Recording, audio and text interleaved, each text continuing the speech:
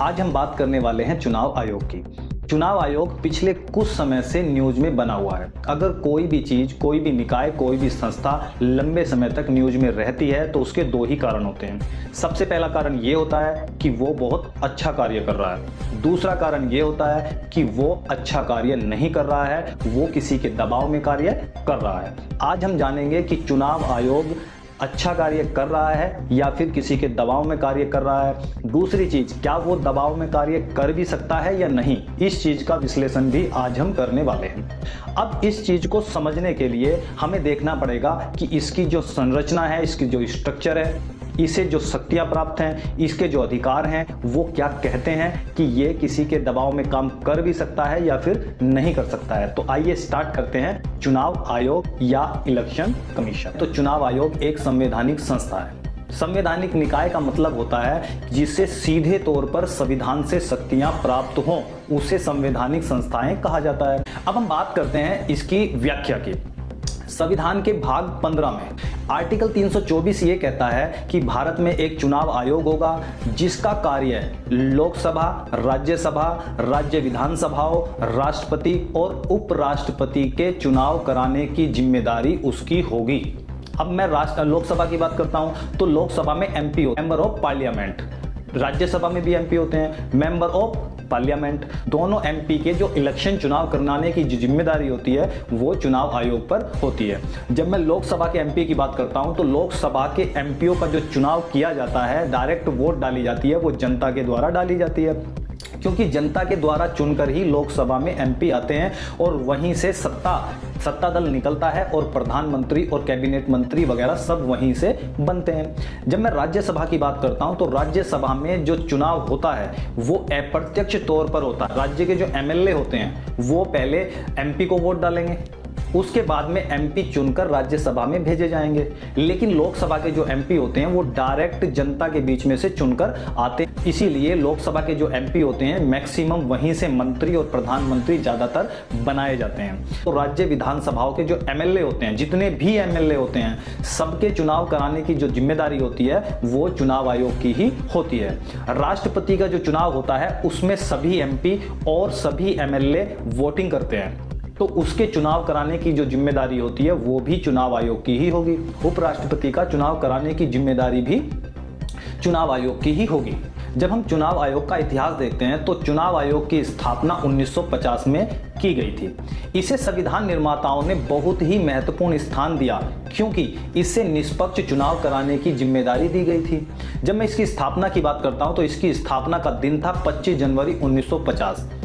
इसीलिए 25 जनवरी को आज भी राष्ट्रीय मतदाता दिवस के रूप में मनाया जाता है। जब मैं इसकी संरचना की बात करता हूं 1950 तक यह एक सदस्य निकाय हुआ करती थी जिसमें सिर्फ एक मुख्य चुनाव आयुक्त हुआ करते थे। तो सबसे पहले जो मुख्य चुनाव आयुक्त थे वो सुकुमार सेन थे और ये क्वेश्चन कई बार एग्जामों में पूछा जाता है कि सबसे पहले जो मुख्य चुनाव आयुक्त थे वो कौन थे। तो याद रखना है सुकुमार सेन थे जिन्होंने सबसे पहला आम चुनाव कराया था और वो पहले मुख्य चुनाव आयुक्त बने थे।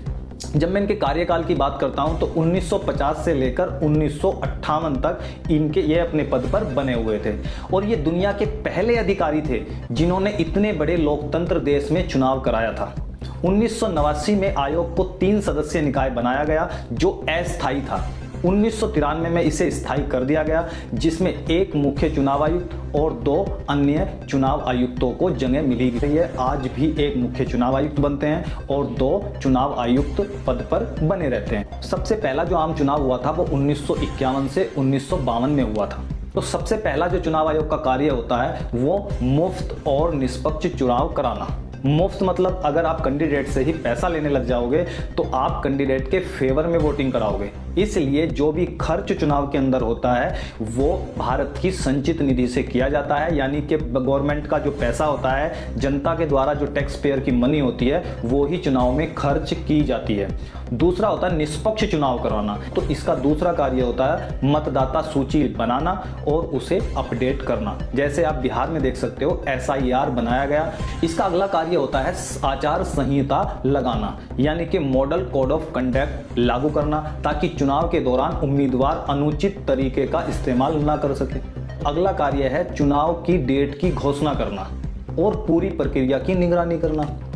इसका पांचवा कार्य है ईवीएम और वीवीपैट का इस्तेमाल और सुरक्षा सुनिश्चित करना। ईवीएम पर काफी समय से सवाल उठ रहे हैं कि ईवीएम निष्पक्ष चुनाव नहीं कराता है, इसीलिए वीवीपैट भी लेकर आया गया। वीवीपैट से क्या होता है, एक पर्ची निकलती है, जैसे आप वोट डालते हो तो एक पर्ची निकलती है और उसमें आप देख सकते हो कि जिसे भी आपने वोट डाली है क्या वो उसका जो चुनाव चिन्ह है वो उस पर्ची में है या फिर नहीं है। तो ये एक ट्रांसपेरेंसी के लिए कदम उठाया गया था। इसके अगला कार्य होता है राजनीतिक पार्टियों को मान्यता देना और चुनाव चिन्ह अलॉट करना।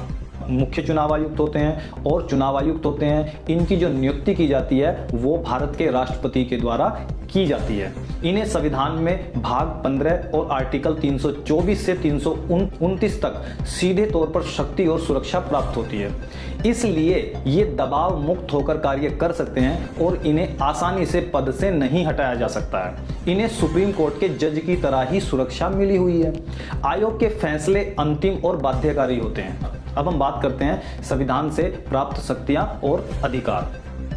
सबसे पहला आर्टिकल, अब यहां से चीजें और भी इंपॉर्टेंट हो जाती हैं। ये क्वेश्चन जो एग्जाम होते हैं उनमें काफी बार पूछा जाता है कि आर्टिकल 324 में क्या कहा गया है। तो आर्टिकल 324 में ये कहा गया है कि भारत में एक चुनाव आयोग होगा, यानी कि चुनाव आयोग जो स्टेब्लिश किया जाएगा वो आर्टिकल 324 के तहत स्टेब्लिश किया जाएगा, जिसकी जिम्मेदारी MP, MLA, राष्ट्रपति, उपराष्ट्रपति सभी का चुनाव कराने की होगी। जब मैं इनकी नियुक्ति की बात करता हूं तो ये 3 मेंबर बॉडी होगी। इसमें एक मुख्य चुनाव आयुक्त होगा, 2 चुनाव आयुक्त होंगे। यह एक 3 सदस्यीय निकाय है। ये बात भी आर्टिकल 324 में कही गई है। अगर इसके जो स्ट्रक्चर है उसमें कुछ भी चेंज करना है तो आप लोगों को 324 के तहत ही चेंज करना पड़ेगा। आर्टिकल 325 ये कहता है कि किसी भी नागरिक को धर्म, जाति, लिंग या नस्ल के आधार पर मतदाता सूची से बाहर नहीं किया जा सकता है। आर्टिकल 326 ये कहता है कि चुनाव सार्वजनिक वयस्क मताधिकार के आधार पर होंगे, यानी 18 वर्ष या उससे अधिक उम्र का हर भारतीय नागरिक वोट दे सकता है। आर्टिकल 327 ये कहता है कि संसद को अधिकार होगा कि वह चुनाव से संबंधित कोई भी कानून बना सकती है।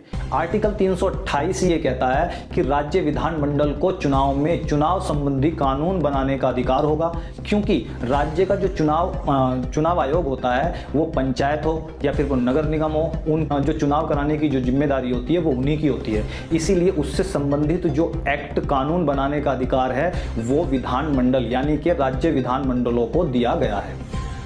आर्टिकल 329 में यह कहा गया है कि चुनाव संबंधित मामलों को अदालत में चुनौती नहीं दी जा सकती है। और ये कब है? जब चुनाव चल रहे हैं। जैसे ही चुनाव खत्म होते हैं उस समय पर आप न्यायालय में अपनी याचिका दाखिल कर सकते हो। ये भी किसमें कहा गया है? आर्टिकल 329 में कहा गया है। तो ये रहा आज का आपका चुनाव आयोग। आई होप कि सारी चीज़ें आप लोगों को समझ में आई होंगी। अगर आप लोगों को कोई चीज़ समझ में नहीं आती है तो कमेंट बॉक्स खुला है, तो कमेंट बॉक्स में आप हमसे वो सारी चीज़ें पूछ भी सकते हैं। तो मिलते हैं नेक्स्ट लेक्चर में। जब तक के लिए दीजिए हमें इजाज़त। जय हिंद, जय भारत।